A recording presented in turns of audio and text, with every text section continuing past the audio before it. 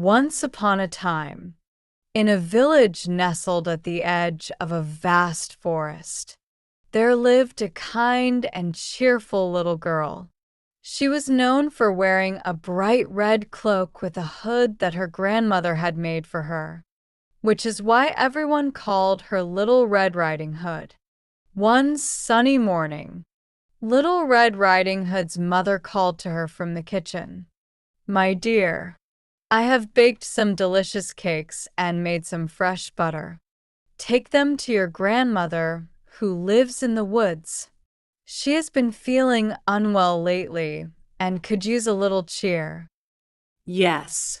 "Mother," Little Red Riding Hood replied with a smile, and she eagerly set off for her grandmother's house.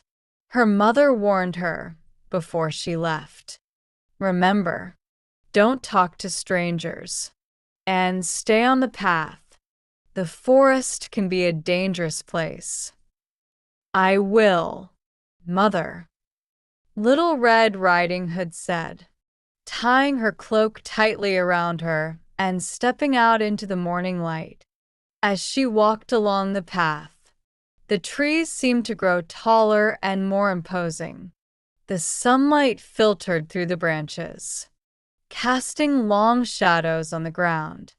She could hear the sounds of birds chirping and leaves rustling in the breeze. But the forest always felt a little mysterious to her.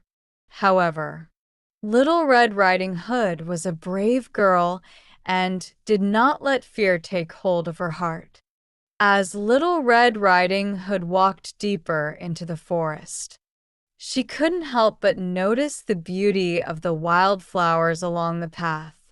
The forest was alive with the hum of nature, and for a moment, she forgot about the warnings her mother had given her. She bent down to pick a few flowers for her grandmother, thinking they would brighten her day.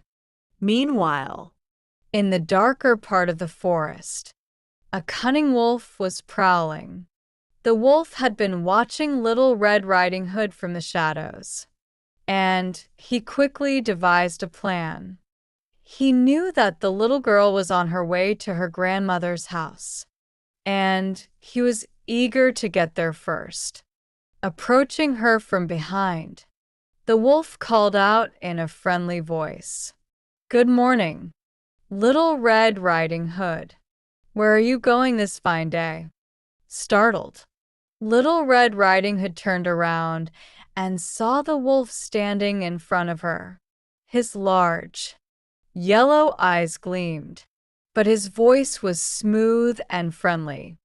"I'm going to my grandmother's house," she replied innocently, not realizing the danger she was in. "She lives at the edge of the forest. I'm bringing her some cakes and butter because she's not feeling well." The wolf smiled slyly, his sharp teeth hidden behind his lips. "How kind of you, my dear," he said. "But tell me, why not pick some more flowers for your grandmother? She will surely love them." Little Red Riding Hood thought for a moment. It was true, her grandmother would appreciate the flowers. so, Without thinking, she turned off the main path and began picking flowers, her back turned to the wolf. Meanwhile, the wolf, knowing that he had a head start, quickly took the shortest route through the forest to grandmother's house. He reached the little cottage and knocked on the door. "Who's there?" called out the grandmother, who was lying in bed, feeling weak. "It's me, Little Red Riding Hood," the wolf said, mimicking the girl's voice. "I've brought you some cakes and butter." "Come in, my dear," said the grandmother, feeling no suspicion. "The door is open." The wolf entered, and when the grandmother saw him, she gasped in horror. Before she could react, the wolf pounced on her, locking her in a cupboard to hide her from view.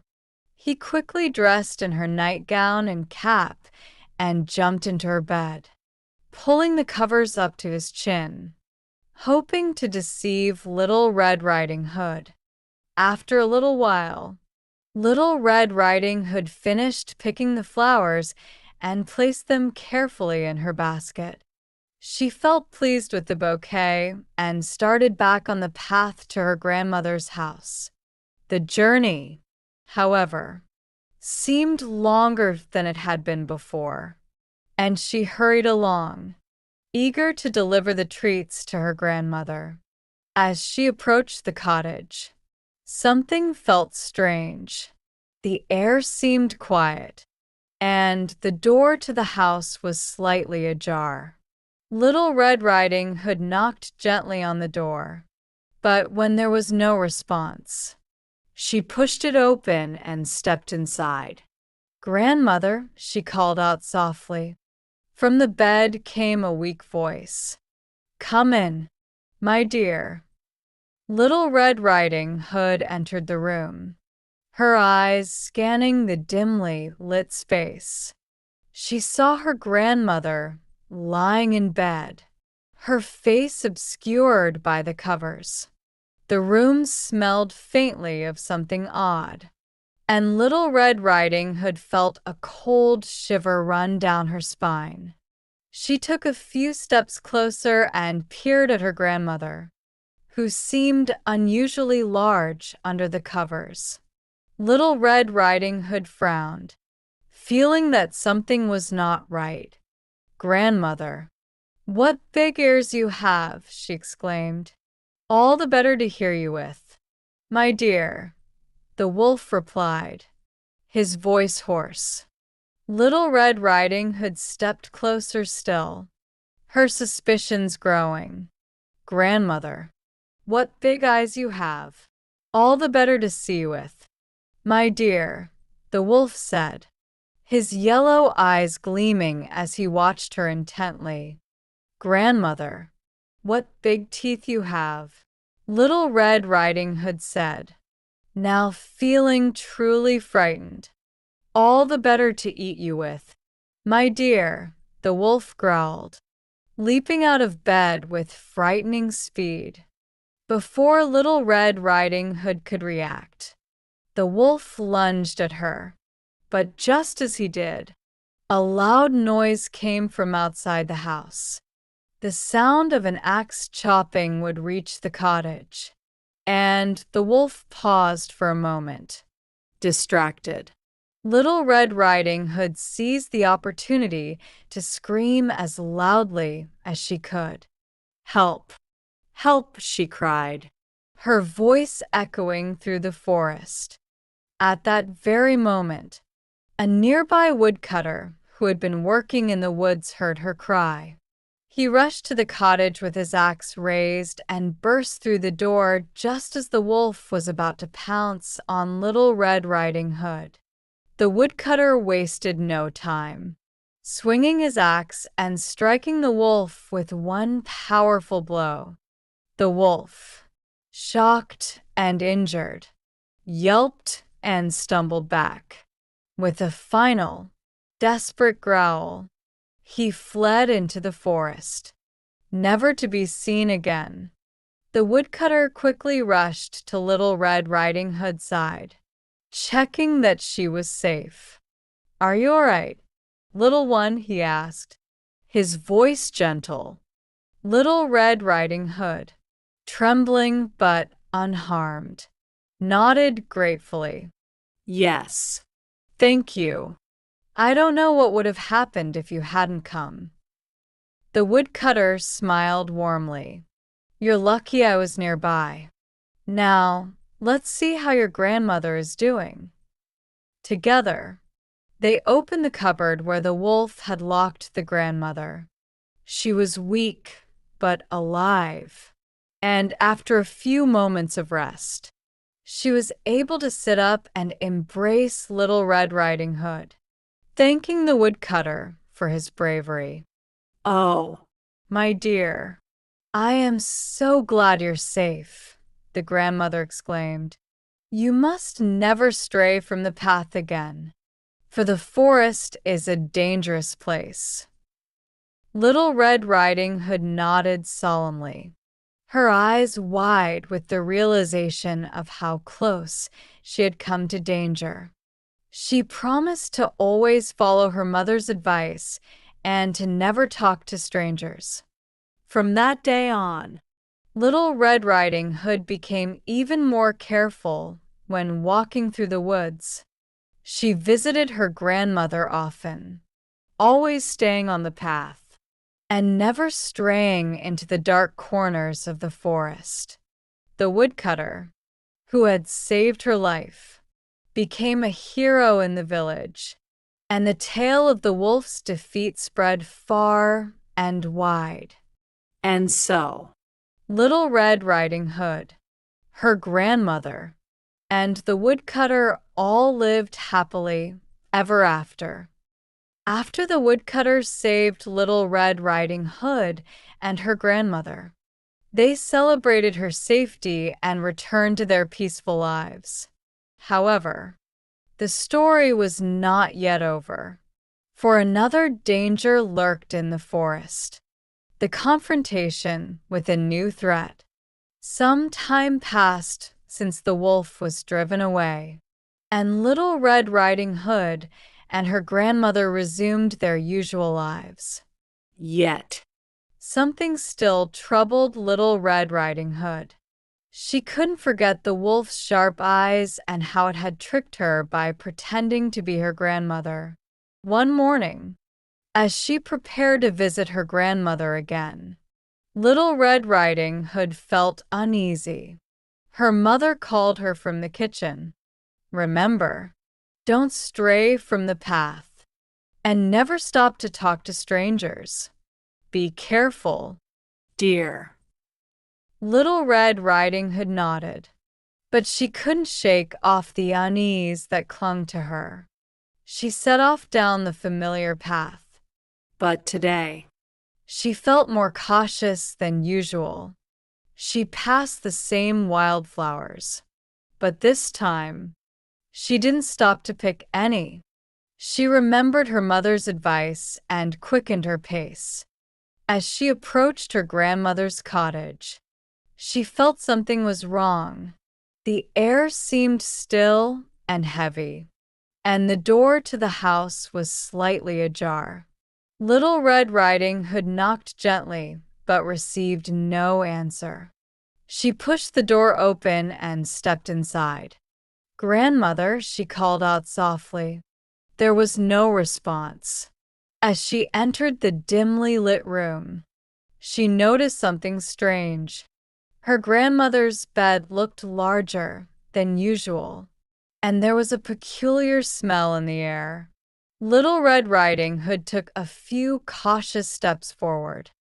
"Grandmother, what big ears you have!" she exclaimed, her voice tinged with confusion. "All the better to hear you with." "My dear," the wolf replied in a hoarse voice. Little Red Riding Hood frowned and stepped closer. "Grandmother, what big eyes you have! All the better to see you with." "My dear," the wolf answered, his yellow eyes glowing. "Grandmother, what big teeth you have," she said, now truly frightened. "All the better to eat you with." "My dear," the wolf growled, leaping out of bed. Just as the wolf lunged at her, a loud sound came from outside, a rustling in the bushes, followed by the unmistakable sound of footsteps. The wolf hesitated for a moment, distracted by the noise. Little Red Riding Hood seized the opportunity to scream. "Help! help, she cried. Her voice echoing through the forest. Help from unexpected allies. At that very moment, a group of animals from the forest, foxes, rabbits, and birds, rushed to the cottage upon hearing the wolf's growl. They had been keeping watch, aware of the danger. and they quickly sprang into action. The foxes, quick and agile, darted forward to block the wolf's path, confusing him and buying time for Little Red Riding Hood. The rabbits and birds worked together to guide Little Red Riding Hood into the house, urging her to stay hidden. "Run. We'll help you," the lead fox called. Little Red Riding Hood didn't hesitate. She ran quickly into the house, where her grandmother was still resting. Despite being weak, her grandmother managed to stand up, and together they quickly locked the door. "We must be more careful," the grandmother said. Looking out the window, the wolf was prowling outside. But now the animals had a plan. Outside, the wolf tried to break down the door, but the animals had already set a trap. The woodcutter had anticipated that the wolf might return, and together with his friends from the village, he had set up a snare near the house. The final confrontation. The wolf, distracted by the trap, was momentarily caught off guard.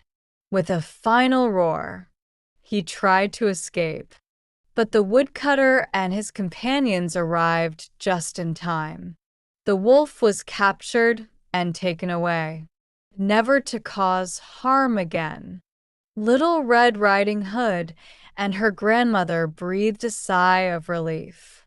The animals in the forest returned to their homes, having helped in the battle against the wolf.